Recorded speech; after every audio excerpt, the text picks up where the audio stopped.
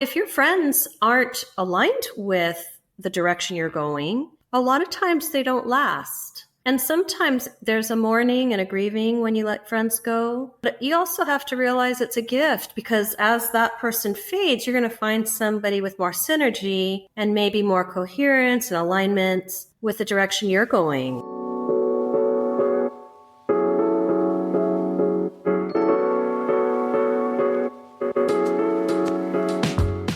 Welcome to Reinvention Rebels, stories of brave and unapologetic women 50 to 90 years young who have boldly reinvented life on their own terms to find new purpose and possibilities. I'm your host, Wendy Battles. I need to kick your fears to the curb, do it scared, and step into who you are meant to be in midlife and beyond. These amazing women, these reinvention rebels, can help light your reinvention path. Come join us and let's get inspired together.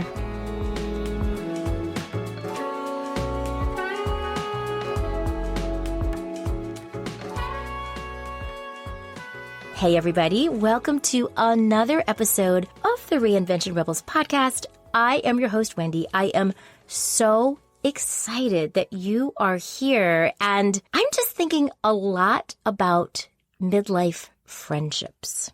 How we meet new friends, how we connect with people, how we build our community in midlife. I feel like this is such a great follow-up to October, which was Menopause Awareness Month, which is all about us going through transitions and figuring things out and sometimes shifting our mindset to be more open to what's possible. Perhaps changing the narrative that we might have had about what menopause means. And it's so aligned with this idea of community, that in midlife, we often need to build our community. Sometimes our community is starting to shrink. People we love are dying. People are getting divorced. We're leaving jobs. I mean, there's so many transitions in midlife. And I really feel like it's so key to find our people.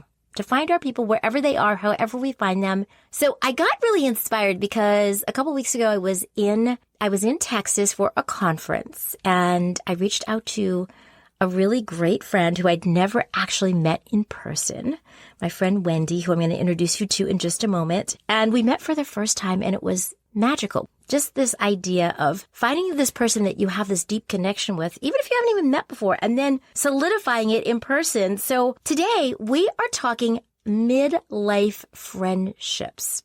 How do we form them? How do we find our people? What do we do if we feel isolated, but we want to build our community? And how do we just lean into that in new and interesting ways?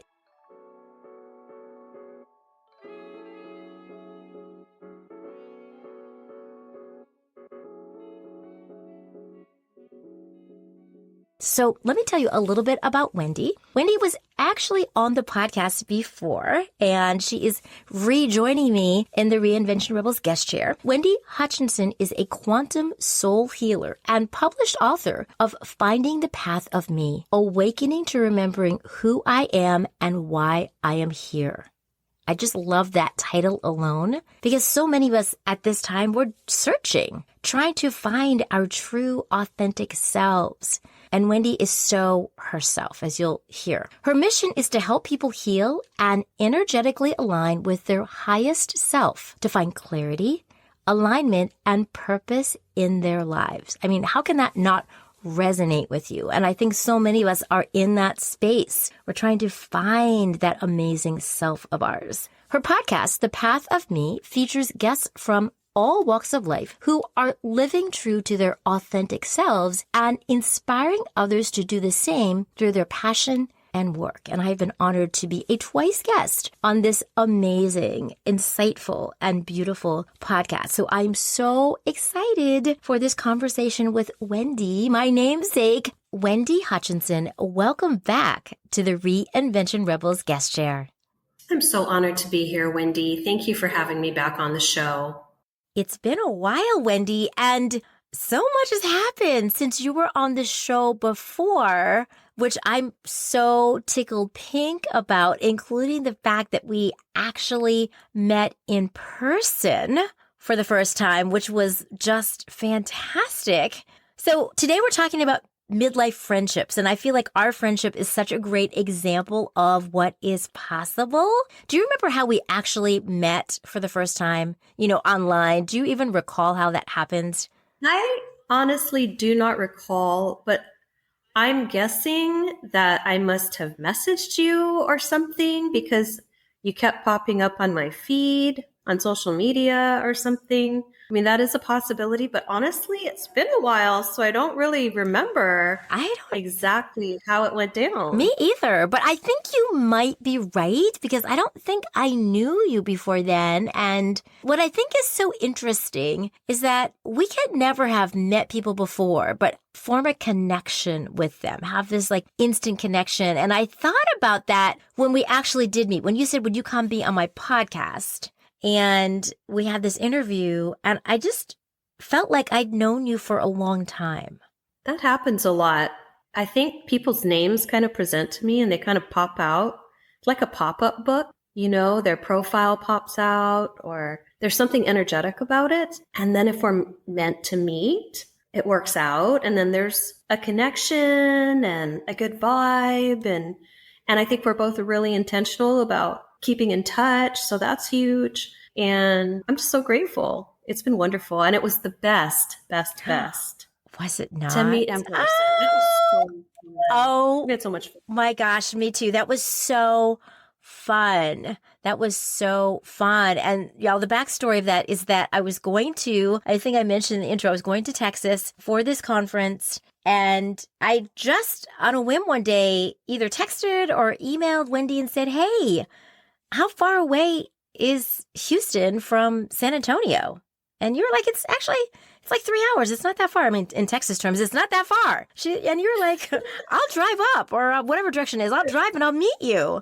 And oh my gosh, talk about a great time. And what I thought was so interesting, both, just this digital relationship we formed or, via social media and then talking on the phone or through direct messages on Instagram and then meeting in person, it was this same level of knowingness and comfort, just like all the other ways we communicate, but better because I got to see you in person and hug you and talk for hours and, talk about our lives. And I really treasure that. Definitely. But I think it boils down to actually having a mutual interest in maintaining the friendship and connection, because I think so many people take friends for granted and the friends are always put at the bottom of the list. So if you have a work event and you had plans with a friend, I don't think you would cancel the work event and say, hey, I have plans. The friend is always kind of put at the bottom of the list after family, work. People have different priorities on how they spend their time or how they connect or reach out. And I think there's a complacency sometimes between friends. And I try to be very intentional about maintaining contact and relationship and checking in. And it's great when it's reciprocated too. So that was the case for us, which allowed our friendship flourish. And I'm so grateful. Me so too. Grateful for you. Yeah, likewise. I feel the same way. I feel very grateful. And I think you're right about the intentionality of friendship. Because, we all have had friends that, they say that some of your friends are friends for a season. We all have friends that have been maybe lifetime friends or from grade school or high school or college. And then other friends that we meet and, for whatever reason, people move away or have babies or et cetera. And you just can't maintain that same level of connection. But it does take effort. And I think that's it. Like, how do we want to invest our time, to your point about this intentionality and reciprocity? Not only intention, but I think also we're constantly evolving and we're constantly changing throughout life. We're going through different seasons. We're going through different experiences. We are very, very fluid in how we are managing our lives and spending our time and our priorities. And so if your friends aren't aligned with the direction you're going, a lot of times they don't last. And sometimes there's a mourning and a grieving when you let friends go. But you also have to realize it's a gift, because as that person fades, you're going to find somebody with more synergy and maybe more coherence and alignment with the direction you're going, right? Yeah. So I've found that I've lost a lot of friends along the way. And also, some of these older friendships were made when I was the very unhealed version of me. Okay, so that means I will give and give and give and expect nothing in return. So I was always, I will do more for you. And I didn't feel worthy of receiving for myself. So, I had to really prioritize my well-being and my mental health and what felt aligned for me in friendships, and then get really intentional about letting go of those who were not meeting those criteria. And it wasn't like there was anything wrong. They're still beautiful people, but we were in an unhealthy dynamic because of who I was when we met and formed the friendship. And, those patterns and grooves are so deep. It's hard to come out with boundaries a little bit later and then say, now you need to actually meet me halfway. Right. You meeting them 100% and they never come halfway. So, Yeah. we're clear about what's important to us and how we are actually looking at those, those things that honor us and respect our time and our needs and, what's important to us. So true. And I really like your point about how right now you're totally different than you were 5 years ago, 10 years ago. You have different needs, that we're all on this journey. And not to say that we're all evolving, because I guess we evolve if we want to evolve, but that when we decide that's important for us, that sometimes we do need to let people go. Or we don't just have that same connection that we used to have. Maybe we bonded over something else years ago, and now we're different people, which is true, I think, of any relationship that we have, whether it's a girlfriend or a spouse or a cousin. Sometimes we're really tight, and then over time, we may grow apart as our needs change. So I really like how you kind of put that in context. One of the things I'm thinking about is that in midlife, as we change and we transition, and obviously we have our bodily changes that happen in addition to, mental, emotional changes over time, all kinds of things happening. And then just, when it become an empty nester, or we're caring for our parents and they pass away. I mean, there's just so much coming at us, as I know you know oh so well. And I think that because of that, plus also the pandemic was a dynamic too, so many people started to feel so isolated. I can't get together with people the way I used to. Or maybe after the pandemic, people changed their idea of what it means to be in community, or to get together, or, to be friends. I mean, so many things changed. So I'm really curious, Wendy, as someone who has these really deep friendships in midlife and is open to meeting new people that really feed your soul and who you are, I'm really curious about any ideas you have for how midlife women, or anyone really, can make these new connections with people that feel like they're part of our tribe, like you and me. We have this great connection. How do we go about finding more of the people that can align with who we are as we're evolving in midlife? I think we need to find ourselves first.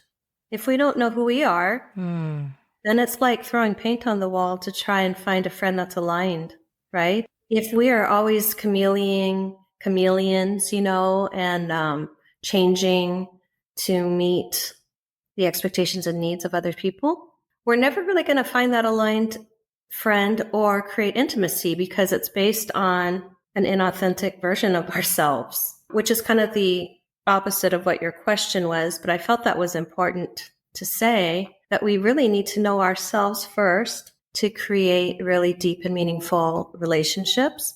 And speaking to that, when you are actually engaging in activities that really light you up, you gravitate to maybe the art class, or you go and play pickleball, or you have to actually make an effort. You have to go out and join things. You have to make an effort to connect and be vulnerable and say, hey, Wendy Battles, I think you're doing a great job on your podcast. And would you like to connect? You have to be a little vulnerable and put yourself out there sometimes. But definitely it involves getting out there and putting yourself out there and joining activities or doing a meetup, or there's so many beautiful ways to connect now because the internet makes it so easy. Are you thinking, I'll have some of what she's having? Reinvention ripples are amazing. as you can hear from our discussion. They've put themselves first, decided their dreams matter, and are taking action. They have unleashed their inner rebel and are living on purpose in midlife. Are you ready to start putting yourself first and embark on your midlife dreams, focused on what you want, not others' ideas of what you should do? Come check out my new audio course, Midlife Reinvention from the Inside Out, 8 Essentials to Greenlight Your Life. I share my roadmap to get you started on your reinvention journey with the key components you need to navigate detours and get on the road to smooth reinvention sailing. Sis, it is time to give yourself the green light to shine in midlife and crush those dreams of yours with joy and purpose. Join today and let's reinvent and get inspired together. Details are in the show notes. It really does. And I completely agree with you about this idea of openness and curiosity, leaning into those things that light us up as a path toward finding our people. And you're so right also, Wendy, about this idea of we have to know ourselves. That is really, to me, the essence of it. I am awakening to myself in new ways. I am digging deep. I'm uncovering things. I'm finding more of my authentic self, which is not to say I was inauthentic before, but just doing the work, as you said, to uncover some of these things, which is sometimes hard. It's not always easy to do this work, but I do think it's meaningful. And you're right. As we do more of that, we can more easily find our people. And you know what I think is interesting, Wendy? Our discussion about friendship reminds me that this stage of life is really about nurturing ourselves. We spent so much time nurturing other people, and I love nurturing myself through our friendship and many others that I've formed both nearby in my local area, people online, so many different ways I've met people I really have this deep connection with, even people that live in other countries. So I'm applying this nurturing to my body too with products that are helping me navigate menopausal changes. I don't know about you, but brain fog has been a thing that has caught me off guard. And I've had some times where my menopausal brain was feeling pretty forgetful and less than sharp, right? It's like, oh my God, that fuzzy feeling. One thing that's really helped me is Magic Mind. It's a mental performance shot I drink with my coffee every morning that helps me with calm, focused energy. A good for you game changer full of all natural ingredients. You might even want to check it out, Wendy, and all of you that are listening too, because girl, this midlife thing is no joke. It's all about being proactive with every aspect of our lives, ourselves included. Friendship, career, health, you get the idea. And by the way, y'all, you can give Magic Mind a spin. You might want to give it a try if you're experiencing some of those midlife menopausal symptoms.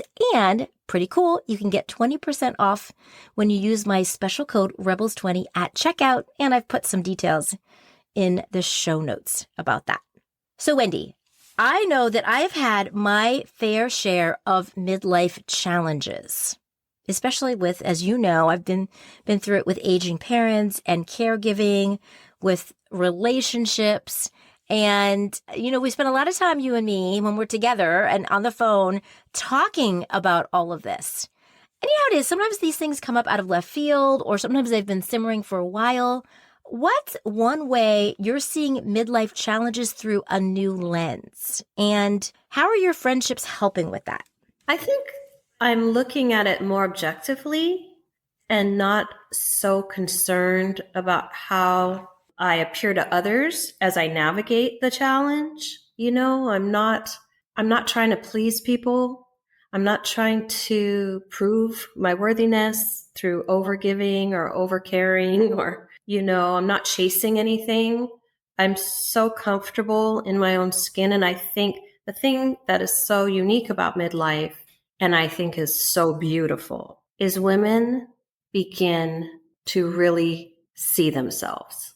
They've raised the kids, they've been in the career, they've been through and navigated so much adversity in life. We all have. If you get to midlife, you have experienced some intense things in your life. And many of them we don't talk about, right? We keep very close to our chest. But we become literally older and wiser. And I believe that's why the elders in indigenous cultures were considered the sages and the wise ones, and they were sought for answers because with age comes wisdom. And it's so important that we honor our personal journeys, who we've become. The fact that we're still standing is sometimes a miracle, and really take the time to honor who you are and how you got here and all the challenges and disappointments you had to navigate to become this beautiful version of you right now. And stop apologizing, stop diminishing yourself, stop selling yourself short, find your voice, find your courage, find your tribe to support you. I took a long time to allow people in, to allow people to help me and support me and give to me and receive it with love and grace and gratitude, because I was always the giver. So that was a big pivot for me to be able to say, I don't need to do this alone. That's a huge change, to be open, to open yourself up and to ask for help. And I am right there with you in terms of honoring ourselves, because we have done so much. We have come so far. We are stronger and braver than often we give ourselves credit for. I think we tend to minimize ourselves. So I love this idea of honoring ourselves. And it's so funny you should mention that, because on the last Reinvention Rebels episode, I interviewed this really fascinating woman. Her name is Angie Litvinoff, and she lives in Britain, and she does these soulful ceremonies for midlife women, like takes them outside into nature to really honor themselves. So when you said honor, we need to honor ourselves, that's what I immediately thought of.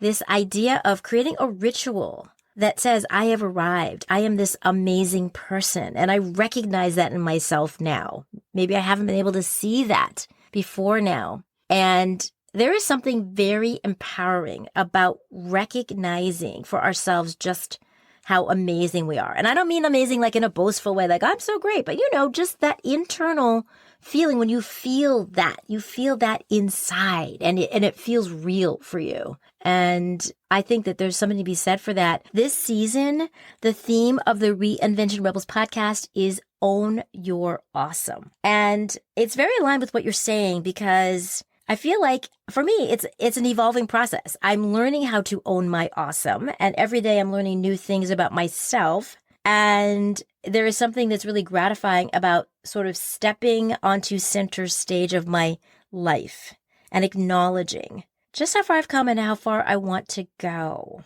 What's one thing that you would say about yourself, Wendy, that you love? Like, what's one thing that makes you feel like you are owning your awesome? I have to say the one thing I love is that I always make choices that are aligned with my core values and my truth. I will always make the aligned choice. And a lot of times that comes at a price, because you'll lose a friend because you won't consistently do what they want you to do. Or my husband and I separated a year ago. And so I lost the marriage because I need to stay aligned in my integrity, and I will. And that's really important to me because I haven't always been good at that in my past. So that has been very empowering for me to know that I'm worth it, that my values matter, my integrity is a core value, and I am going to walk the talk, And so I think that has been true soul sovereignty for me, to allow me to fully, fully step into my power and not be influenced by the opinions of anyone. And when you are fully forward in your power, nobody has control over you. You can't be guilted or shamed or diminished or anything like that, because you know who you are. That knowingness, knowing who we are and living in our integrity, that is so powerful to me. And I just really appreciate that about you. And I think because I'm also working on that and I have you as my role model for what that looks like, because sometimes we need that kind of help, right? We need to see what that looks like to stand in our power, to, as you said, be fully formed. And I'm so appreciative. I mean, I'm appreciative of our friendship for so many reasons, but that's such a powerful one because I remember thinking, wow, Wendy just speaks her truth to all these people around her. And I was so moved by that because I thought, well, I want to get better at that. And it takes a lot of courage. And also I think sometimes we have to be very willing to do it in a kind way. There are people who speak their truth in a very hostile and unkind way, and they hurt people's feelings, and they're cutting people and they're diminishing people. And that is not who I am. I want to speak my truth with integrity and kindness. And it's definitely possible if you're really mindful about it. So that's been the hard part for me, is to continue to do so in a very kind and compassionate way. But then also we have to understand that sometimes people don't have the capacity to receive what we're saying, or to receive the choice that we've made for ourselves that they just can't seem to hold and digest because it's too difficult for them. It's been really interesting and definitely a process to get here. But I feel like part of my work is to really reflect back to my friends how beautiful they are and how powerful they are and how capable they are of really stepping into their own power and living an aligned life. Because when you can and do, everything changes. Just the seas part. The struggle is just having the courage to do it, and then the seas part, and then you can walk through with grace and ease. It's difficult when you don't choose alignment because you end up in the wrong relationships, the wrong job, the wrong city that you live in, the wrong everything, right? And so it's really difficult, and not everybody is capable of it, and that's okay. Just go as far as you're able to go. And it's kind of like a muscle. You just keep working it and working it. And eventually you're standing at the top of the mountain and you turn around and you extend a hand to help that next person up, which is your girlfriends, right? Or your tribe. Yes. So I love this. We work on ourselves. We find our true selves, and then we can help other people also. And because I'm with you when you say being able to stand in my power in a kind way. Yes, I 100% agree with that. We don't have to be mean to people to get our point across or to speak our truth. There's a way we can do it so that they also can hear us. Because if we're just like a bull in a china shop, are they going to be able to hear what we're even saying? So the subtlety of it sometimes, the finesse of it, to be able to, figure out, how do I say these difficult things? And as you know, I feel like you're such a master at that, Wendy. You have so much compassion. But we also have to realize in friendships, if you're a true friend, you also have to say some hard things. If you're a true friend, you have to tell the truth to your friend. If you think they're going down a dark path, or they're with a partner who doesn't treat them well, I think it's appropriate to say, I love you, and I see some patterns that you might want to look at because you're suffering. You're suffering a lot, and they can choose to do that or not do that. But I think as a friend, often we go, no, that dress looks really good on you. And it does not. Right? Yes, I know. That. Yeah. Oh my gosh, yes. That's such a petty example. I've never said that to anyone, but I know what you mean. I totally get what you're saying. I do. And you're right, because even this summer, a good friend came and visited me, and it was one of those pivotal moments where she told me some truths that were hard for me to hear. And you know how it is when people do that, we don't really want to hear it. We're kind of like, but probably because we know it's really true. And that person has a way of saying it that can get our attention. Well, when you know it, then you have to do something about it. Right. Yes, because it's so easy to be in denial. It's so easy to be in denial. So I see how this idea of midlife friendships it can take so many different forms, and there's so many ways we can be of service to others and they can be of service to us as we navigate some of these midlife challenges. So I just see the beauty in this. I see the beauty in forming these new friendships or rekindling. Sometimes you have a friend and you kind of grow apart, but then you come back together later on. Just like I love that. The timing is right and you're just both at the right space for that. So I think that friendship can manifest in so many different ways. It's also not a numbers game. No. You don't need 500 best friends. Mm-mm. You don't need 30 friends. I prefer to have really authentic connection with people. So for me, yeah, I agree. If I have a small handful of people I can call and they're going to tell me, you got this. Mm-hmm. You're going to be okay. Yeah. What do you need? That's everything. How can I show up for you? My friends will call or text or I'll get a lot of texts that just say, hey, I'm thinking about you. And I'm just sending love. I know this has been a hard year, and that's sometimes worth its weight in gold because we feel so alone when we're going through hard things. And that's what the beauty is of having these friendships. Yes. Is somebody will just reach out. And a lot of times it's at that moment when you're at your lowest and you're like, I give up. Yeah, right. Exactly. Right now. Exactly. And sometimes that one friend will just know. I don't know how. It's just like they just have this knowing. Yeah. I mean, I know I've done that for friends where I just have this like, I should text my girlfriend and she'll be like, oh my God, I was just thinking about you. Or, it's interesting.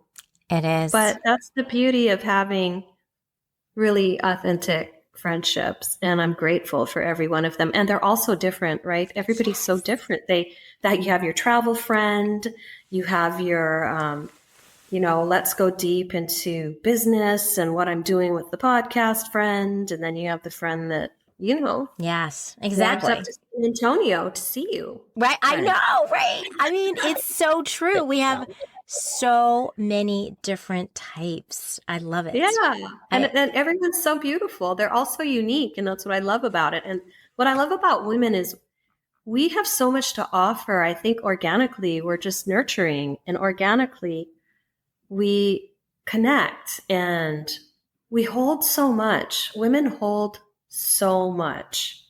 It helps to spread the weight of it and hand some of it off, just a small piece for a friend to hold for a while. Yeah. It's such a gift to have those connections. And I'm grateful. I'm grateful for you, Wendy. I'm grateful to all the people who are in my life that have really shown up for me this year. And even my kids, now they're adults. You start to redefine those relationships and they become friends too. Yeah.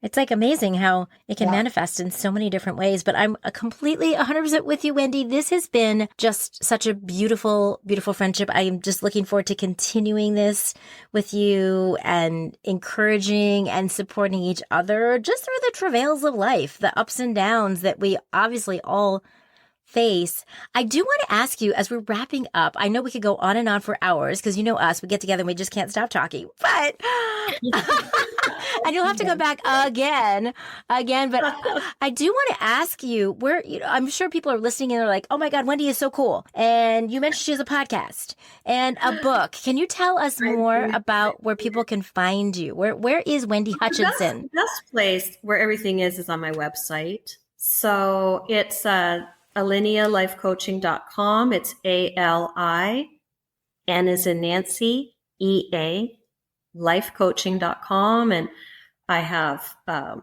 workshop coming up in December, Clear Your Year. You can purchase the book, access my podcast, buy a Soul Power Oracle deck if you need encouragement every day, pull a card. So that's kind of where everything is. It's my landing spot. And I also have a newsletter. So check it out. I would love, love, love to connect with you all. Love it. That's all going to be in the show notes. So you can easily find Wendy and connect with her. You can see how wise she is. She is deeply wise and insightful about life just generally. So, Wendy, I cannot thank you enough, my amazing friend. Thank you so much for coming and gracing me with your presence today and joining me in this conversation about midlife friendships and how we can lean into them more often and find our people. I'm very grateful to you, Wendy. Thanks for doing this. Thanks for inspiring women everywhere around the world with these incredible stories that you share on your podcast. It's so inspiring to me. You're so inspiring, and I can't wait to see what's next for us. Me too. Thank you.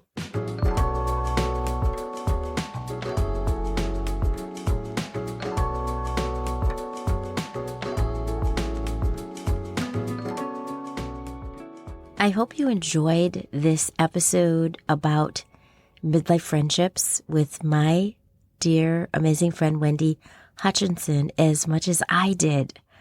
I just think that there are endless possibilities as we grow into our truest selves, speak our truth, feel more confident and bold in being who we want to be, that our friendships can mirror that. We can find people that support us in our evolution, as Wendy is doing for me and many other people in my life that are just what I need right now, which is a different point in my life than even 1 or 2 years ago. So this idea that we can continue to grow ourselves and our friendships, I think, is so key to finding immense meaning in midlife as we navigate, as y'all know, all these challenges, the ups and downs.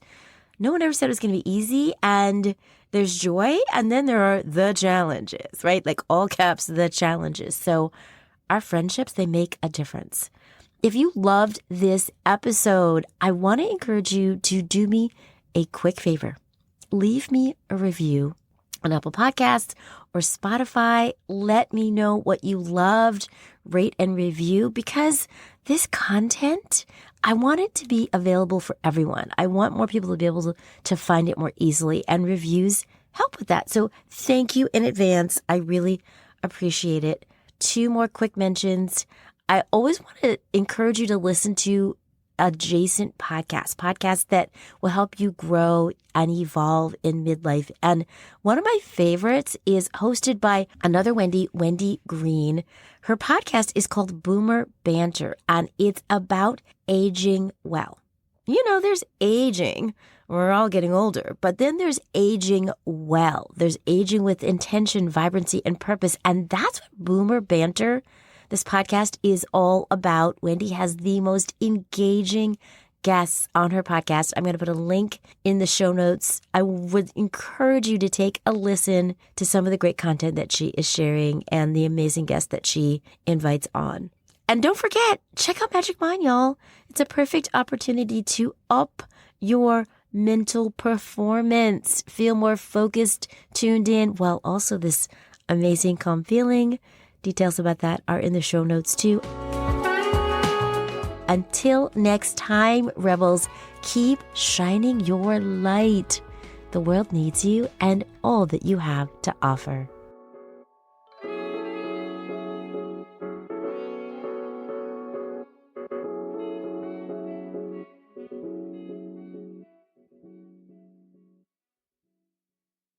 Are you tired of waiting for someday? Feel like you're too old or it's too late to reinvent yourself? Unsure of how you'd even get started on the path to midlife reinvention? I'm here to help as your guide on the side and host of the top 2% globally rated Reinvention Rebels podcast. I've been around the reinvention block a lot. Here's a simple way you can get started. Sign up for my free audio, 5 questions to spark your curiosity and inspire your Reinvention Rebel journey. It all starts with getting curious about what's possible. And I've got 5 questions to help tease out some very cool ideas. Let's get started. Details are in the show notes.